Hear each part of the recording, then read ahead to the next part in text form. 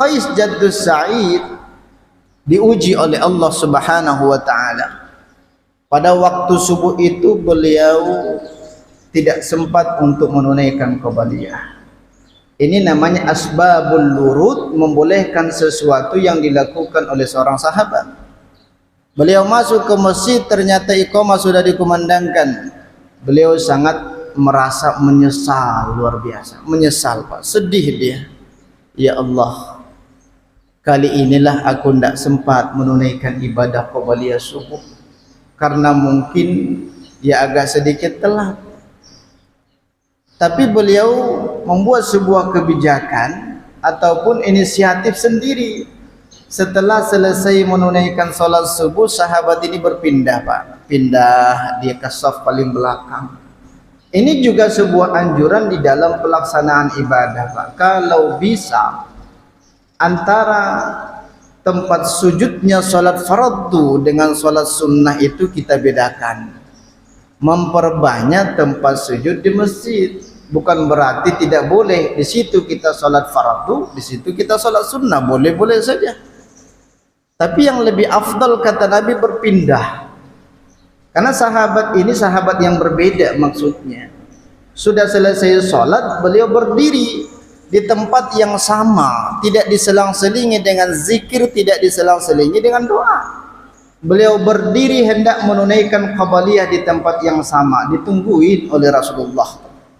Sudah selesai, maka apa kata Nabi? Wahai sahabatku, alangkah baiknya engkau berpindah ala yaminika wa ala simalika, ala amamika wa ala waraika.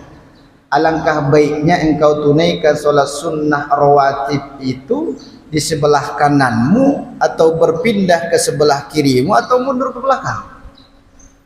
Berarti banyak juga saudara-saudara kita ketika sholat fardu ia tunaikan, ia pindah ke belakang. Bukan berarti itu sesuatu yang tidak dianjurkan. Itu sangat dianjurkan, Pak, berpindah. Qais Jaddus Sa'id ini ketika masuk ke masjid sudah diiqamahkan sholat, sudah selesai sholat, maka sahabat ini mundur ke belakang berinisiatif untuk mengganti qabliyah subuh yang telah terlewatkan sudah, karena agak sedikit telat beliau. Sebelumnya belum pernah dicontohkan oleh Nabi hal yang demikian, belum pernah dicontohkan oleh Nabi. Beliau sholat, ketika selesai sholat ditungguin oleh sahabat dan juga Rasulullah sallallahu alaihi wasallam, karena ba'diyah subuh itu tidak ada, Pak. Sholat sunnah rawatib itu ada dua versi. Yang pertama diceritakan oleh Aisyah radhiyallahu anha, kemudian ada Abdullah ibn Abbas. Yang diceritakan oleh Aisyah 10 rakaat. Man shalla sunnatar rawatib 10 rakaatin banallahu lahu baitan fil jannah. Barang siapa yang menunaikan ibadah salat sunnah rawatib itu diambil dari kata rattaba yurattibu tertiban wa rawatiban, berarti terikat. Orang yang salat sunnah qabliyah subuh pulang ke rumah tidak salat subuh, dia tidak sah salatnya. Kenapa? Karena tidak diikat dengan salat fardu 12 rakaat.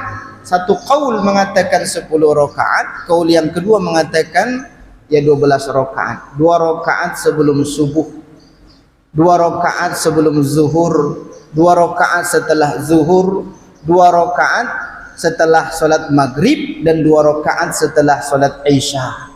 10 rakaat. Berarti qabliyah asar itu salat sunnah rawatib ghairu muakkad.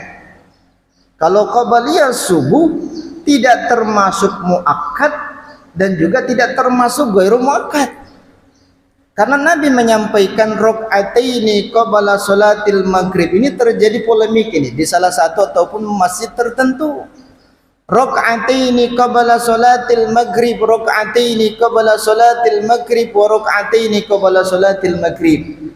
Diulang-ulang oleh Rasulullah sallallahu alaihi wasallam, 2 rakaat sebelum maghrib, 2 rakaat sebelum maghrib, 2 rakaat sebelum maghrib. Dilanjutkan oleh Nabi, liman sa'a, bagi orang yang berkeinginan saja. Kalau nak melakukan itu silakan. Kalau tidak melakukan itu juga tidak ada masalah, berarti jatuhnya hukumnya boleh, bukan muakkad, bukan ghairu muakkad. Kalau di masjid itu disediakan untuk sholat sunnah qabliyah subuh kurang lebih 5-10 menit, ya sudah sholat. Mau sholat silahkan, mau tidak sholat juga tidak ada masalah. Tapi kalau masjid itu tidak disediakan waktu itu, ibu ataupun bapak tetap sholat sunnah qabliyah, azan iqamah dikumandangkan, batalkan sholatnya, dibatalkan. Kenapa? Karena sholat wajib hendak ditunaikan. Mana yang lebih utama, Pak? Yang wajib atau yang sunnah? Ya otomatis yang wajib. Kalau iqamah sudah dikumandangkan, berakhir sudah sholat sunnah qabliyah. Bapak jangan ngeyel selalu ataupun tetap sholat sunnah qabliyah, padahal waktunya tersisa 20 detik lagi. Itu sholat apa itu 2 rakaat itu? Sholat patok ayam, 23 rakaat 7 menit putus. Itu sholat apa? Nah, itu bukan sholat namanya, itu main-main itu. Tapi anehnya ketika ada masjid yang melakukan demikian, itu jamaahnya full sampai ke teras-terasnya. Seperti itulah gambaran daripada keimanan kita. Semakin cepat sholat tarawihnya, semakin banyak jamaahnya. Bapak Ibu yang dimuliakan Allah Subhanahu wa taala.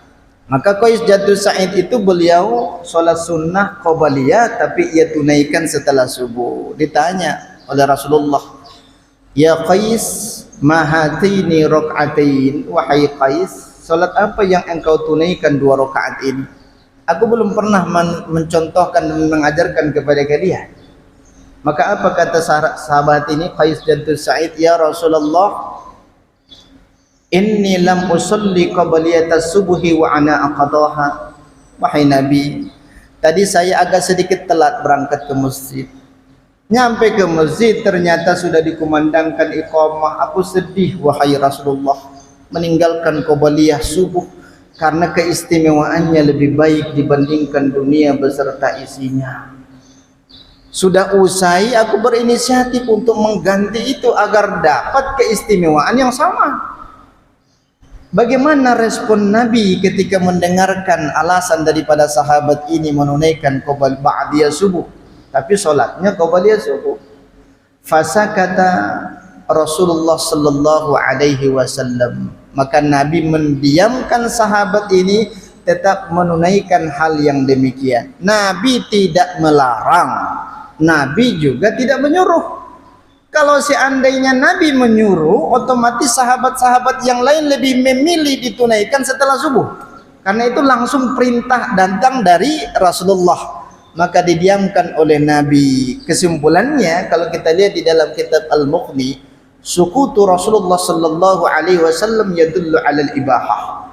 Diamnya Nabi ketika melihat perilaku ataupun perbuatan yang dilakukan oleh jajaran para sahabat, itu menunjukkan sesuatu yang diperbolehkan.